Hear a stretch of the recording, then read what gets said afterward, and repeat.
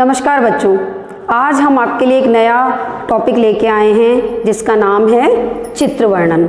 और चित्र वर्णन जो है वो हमारी कल्पना पर आधारित होता है, साथ ही हमारे देखे हुए दृश्यों की अभिव्यक्ति होता है। और चित्र वर्णन, क्योंकि आप जानते हो कि व्यक्ति एक कल्पनाशील प्राणी है और चित्रों को देखकर या वस्तु स्थिति को देखकर अनुमान लगाना और कल्पना करना व्यक्ति के लिए बिल्कुल सहज और आसान है। तो चित्र वर्णन भी कल्पना को शब्द देने का एक तरीका है। तो देखते हैं कि चित्र वर्णन क्या है। अपने अनुभव या प्रतिक्रिया को सशक्त व प्रभावशाली भाषा के माध्यम से व्यक्त कर पाना ही जो है चित्र वर्णन का उद्देश्य होता है। कल्पना शक्ति के माध्यम से अपनी अभिव्यक्त करना ही चित्र वर्णन है, यानी कल्पना शक्ति के माध्यम से देखे गए दृश्यों को अभिव्यक्त करना ही, उसे अपने शब्द देना ही चित्र वर्णन है। लेकिन फिर भी परीक्षा के आधार पर हम देखें तो चित्र वर्णन करते समय हमें बहुत सारी बातों का ध्यान रखना चाहिए। तो चित्र वर्णन की निम्नलिखित विशेषताएं हो सकती हैं, हमें निम्नलिखित बातें चित्र वर्णन में ध्यान रखनी चाहिए, जिसमें है पहले चित्र को बारीकी से देख लें। यानी सबसे पहले एग्जाम में आपके पास चित्र वर्णन का क्वेश्चन आया, लेखन खंड में आपने प्रश्न को पढ़ा और चित्र जो प्रिंटेड है उसे अच्छे से देखा, यानी कि पहले चित्र को बारीकी से देख लें। सबसे पहले तो आप देख लें कि प्रश्न क्या है, प्रश्न में हमें शब्द सीमा कितनी दी है, क्योंकि हम शब्द सीमा में रहते हुए ही इस प्रश्न का उत्तर करेंगे। 30 शब्द हो सकता है, 40 या 50 शब्द, इससे ज़्यादा का नहीं होगा। तो सबसे पहले हम देखेंगे शब्द सीमा कितनी है, उसके बाद हम चित्र को बहुत अच्छे से बारीकी से देखेंगे कि चित्र हमें क्या चित्र में क्या दिखाई दे रहा है और चित्र में हम क्या क्या वर्णन कर सकते हैं, क्या क्या चीज़ें, सब चीज़ों को बारीकी से देखना है और फिर उसे शब्द देने हैं और वाक्य बनाने हैं। दूसरा है नज़र आ रही मुख्य बातों को बिंदुओं में लिख लेना चाहिए। चित्र में हमें कौन कौन सी बातें नज़र आ रही हैं उन सबको सीक्वेंस वाइज बिंदुओं में 1 पॉइंट, 2 पॉइंट, 3, 4, 5 इस तरह से पॉइंट्स बनाते हुए लिख लेना चाहिए कि हमें सीक्वेंस से कौन कौन सी चीज़ें दिखाई दे रही हैं। क्योंकि जब हम उसका वर्णन करने जाएंगे तो कुछ चीज़ें हमारे दिमाग से स्लिप भी हो जाएंगी, इसलिए हम पहले उन बिंदुओं को रफली लिख लें ताकि हम जब उसका वर्णन करने जाएंगे तो हम भूलेंगे नहीं। फिर है हमारा चित्र वर्णन में कल्पना के रंग भरें। रंग भरने का मतलब ये नहीं है यहाँ कलर भरना है, चित्र में अपनी कल्पना के रंग भरें, यानी कुछ चीज़ें काल्पनिक भी लिखनी है कि शायद इस चित्र में ऐसा दिखाई दे रहा है और शायद ये पूजा करने के लिए जा रही है क्योंकि इसके हाथ में पूजा की थाली है। तो इस तरह से हम कल्पना के रंग भरें कि हमें कल्पना करें, हम सोचें कि क्या इसमें दिखाई दे रहा है और सिचुएशन क्या हो सकती है। तो इस तरह से इन्होंने कहा है कि जब आप चित्र वर्णन करें तो उसमें अपनी कल्पना के रंग अवश्य भरें, यानी उसको अच्छे शब्दों से सजाएं, कल्पना शक्ति से सजाएं।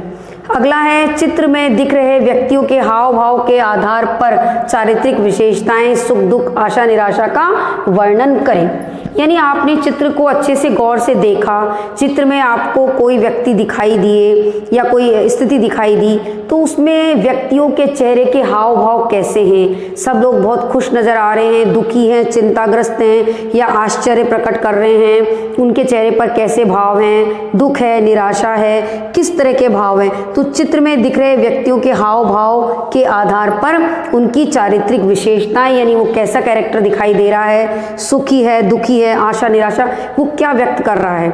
यानी चित्र में सबसे पहले आप देखेंगे कि जो व्यक्ति हमें दिखाई दे रहे हैं उनके चेहरे के हाव भाव कैसे हैं। वो खुश नज़र आ रहे हैं, कोई फेस्टिवल सेलिब्रेट कर रहे हैं या कोई दुख जाहिर कर रहे हैं या किसी चीज़ पर अपनी चिंता व्यक्त कर रहे हैं, क्या कर रहे हैं। तो ये सारी चीज़ें जो व्यक्ति दिखाई दे रहे हैं उनके चेहरे के हाव भाव पढ़कर आप अपनी कल्पना के आधार पर सोचेंगे कि ये व्यक्ति क्या कर रहे हैं। फिर है महापुरुषों के निजी विचारों का वर्णन। यदि आपको कोई चित्र दिखाई दे जिसमें कि महापुरुषों के चित्र हों, जैसे सरदार वल्लभ भाई पटेल हो या गांधी जी का कोई चित्र दिखाई दे या गांधी जी किसी सभा को संबोधित कर रहे हैं, बहुत सारे लोग हैं, और ऐसे में आप किसी न किसी महापुरुष का चित्र आपको दिखाई दे जिसका कि आपको वर्णन करना हो, तो ऐसी स्थिति में आपको क्या करना है? ऐसी स्थिति में आपके पास शब्द बहुत कम होंगे, इसलिए आप क्या कर सकते हैं, उन महापुरुषों का यानी जिनका चित्र आपको दिखाई दे रहा है उनके निजी विचार, उनकी अभिव्यक्ति, उन पर काफ़ी सारी चीज़ें जो आपको पहले से पता होंगी, उनका सहारा आप ले सकते हैं। जैसे मान लो आपको गांधी जी का चित्र दिखाई दे या एक सभा को संबोधित कर रहे हो या गांधी जी कुछ ऐसा काम कर रहे हो या दांडी मार्च का सीन हो, तो आप उसमें क्या करेंगे? आपने थोड़ा सा वर्णन किया, अब आपके पास शब्द नहीं है तो गांधी जी के बारे में बताएंगे। गांधी जी जो थे वो सत्याग्रही थे, उन्होंने कड़ा निर्णय ले लिया था कि वो दांडी मार्च करेंगे, पैदल चलेंगे। उन्होंने अहिंसा का मार्ग दिखाया और खुद भी उस पर चल के दिखाया। गांधी जी खुद अपने लिए मेहनत करते थे, गांधी जी खुद अपना स्वयं का काम खुद करते थे। इस तरह से आपने उनके निजी विचारों को इसमें डाला ताकि आपका जो चित्र वर्णन है वो बड़ा हो जाए। और महापुरुषों के बारे में जो ये बात आपने कही है वो मनगढ़ंत तो है नहीं, सही है। तो यहाँ पर महापुरुषों के चित्रों के बारे में जब हमारे पास वर्णन आए तो हमें ऐसा ही करना चाहिए कि उनके निजी विचारों के बारे में हमें बताना चाहिए ताकि हमारा जो चित्र वर्णन है वो ठीक ढंग से आगे बढ़ सके। तो महापुरुषों के निजी विचारों का वर्णन आप इसमें कर सकते हैं। आगे है प्राकृतिक दृश्यों का वर्णन। जब आपके पास कोई चित्र आए तो उसके चारों तरफ का व्यू भी देख लें कि कहीं से झरना बह रहा है या पहाड़ का सीन है, सनराइज हो रहा है या शाम का समय है, या कोई नाव चल रही है, पक्षी हैं, बतख है, या चारों तरफ पेड़ है, हरियाली है, यानी उसके चारों तरफ का एनवायरनमेंट, उसका प्राकृतिक दृश्य आपको देखना है और उसका वर्णन भी साथ में करना है ताकि आपकी शब्द सीमा पूरी हो सके, शब्द आपके पास कम ना पड़े। तो प्राकृतिक दृश्यों का वर्णन आपको चित्र वर्णन में करना है कि वहाँ का माहौल कैसा दिखाई दे रहा है। मुहावरों का प्रयोग, यानी आप चित्र वर्णन में आपको कुछ ऐसा लग रहा है कि मैं यहाँ पर एक लोकोक्ति, मुहावरा या कोई पंक्ति या किसी कविता की एक पंक्ति का सहारा ले सकता हूँ और उससे जो अपनी बात कहूँगा वो अच्छी होगी, तो आप उसका प्रयोग बेशक कर सकते हैं। यानी कि मुहावरों, लोकोक्तियों या किसी पंक्ति का प्रयोग आप चित्र वर्णन में आसानी से कर सकते हैं, बस ताकि आपकी जो कल्पना शक्ति के रंग हैं वो अच्छे लगें या आपकी जो लाइन है वो अच्छी लगे।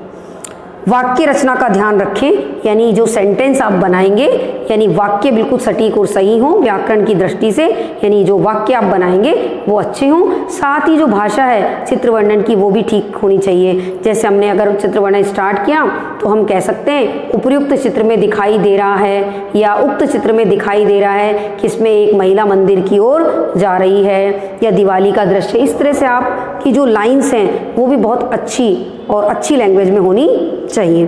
तो आप यहाँ पर वाक्य रचना का ध्यान रखेंगे कि जो सेंटेंस आप बना रहे हैं वो बिल्कुल सटीक और सही हों, अच्छे हों।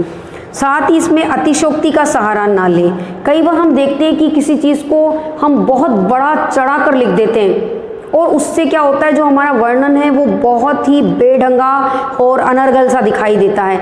यानी अतिशयोक्ति का सहारा ना लें, अतिशयोक्ति का प्रयोग ना करें, क्योंकि अतिशयोक्ति का यदि आपने प्रयोग किया तो उससे क्या होगा, ये चित्र वर्णन बनावटी सा दिखने लगेगा कि कहीं से भी उठाकर कुछ भी लिख दिया है, अन्यथा चित्र वर्णन अनर्थ सा लगेगा, यानी चित्र वर्णन आपको बेतुका सा लगेगा। चित्र वर्णन में आपको ये ध्यान रखना है कि हमें बिल्कुल सटीक और सही शब्दों का इस्तेमाल करते हुए, कल्पना शक्ति का प्रयोग करते हुए अतिशयोक्ति नहीं करें, यानी अत्यधिक किसी चीज़ के बारे में अनर्गल ना लिखें। अगर हम बनावटी कुछ उल्टा सीधा लिखेंगे तो वो चित्र वर्णन हमारा गलत हो जाएगा। तो बच्चों, आशा है आपको चित्र वर्णन अच्छे से समझ में आया होगा। इसके कुछ उदाहरण मैं आपको अभी इसके आगे ही बताऊंगी कि चित्र वर्णन के उदाहरण के माध्यम से आपको बताऊंगी कि किस तरह से आपको चित्र वर्णन करना है। देखिए बच्चे, इस चित्र में आपको सारा कुछ दिखाई दे रहा है कि चित्र क्या है। इसमें मंदिर दिखाई दे रहा है, एक महिला है, कुछ लोग और भी हैं, मंदिर के चारों तरफ पेड़ हैं, बादल हो रहे हैं, शाम का समय है, पक्षी उड़ रहे हैं, सुबह का समय भी हो सकता है, बच्चा मंदिर के बाहर बैठा है। तो हमें इस तरह से चित्र को पूरा अवलोकन करना है कि चित्र में क्या क्या दिखाई दे रहा है। तो हम इसका वर्णन कर सकते हैं, जो आपकी पाठ्य पुस्तक में भी आपको मिलेगा प्रस्तुत चित्र मंदिर का है। मंदिर एक ऐसा स्थान है जहाँ व्यक्ति श्रद्धा भाव से जाता है, अपने इष्ट देव की पूजा करके मानसिक शांति प्राप्त करता है। अतः प्रातःकाल सभी लोग, यानी दिखाई दे रहा है कि सुबह का समय, पक्षी उड़ रहे हैं, यानी हमें प्राकृतिक दृश्य देखना है। प्रातःकाल सभी लोग मंदिर जा रहे हैं। इस चित्र में एक महिला हाथ में पूजा की थाली लिए जा रही है। हिंदू धर्म में वृक्ष की पूजा का विधान भी है। एक महिला यहाँ पर वृक्ष की पूजा भी कर रही है साथ में, इसलिए प्रत्येक मंदिर के बाहर पीपल या केले का पेड़ या तुलसी का वृक्ष होता है।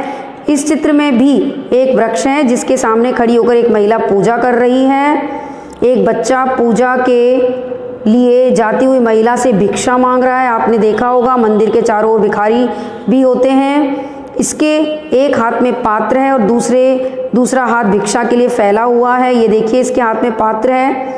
सीढ़ियों के पास एक बच्चा बैठा है जो अपाहिज है, चल नहीं सकता है। इसके पैर में देखिए लगी हुई है।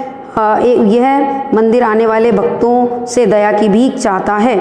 तो इस तरह से आपने पूरा चित्र को अच्छे से देखा और इसका वर्णन किया। यहाँ पर हमें शब्द सीमा का ध्यान रखना है। देखिए, इन्होंने कहा है कि चित्र को देखकर 20 से 30 शब्दों में वर्णन कीजिए। तो इस तरह से बच्चों आपने इस चित्र का वर्णन किया और ऐसे ही आप अपनी कॉपी में इन चित्रों के प्रिंट आउट लगाएंगे और चित्र का प्रस्तुतिकरण करेंगे। तो बच्चों, आशा है आपको अच्छे से उदाहरण के माध्यम से समझ में आ गया होगा। आज के लिए इतना ही। धन्यवाद।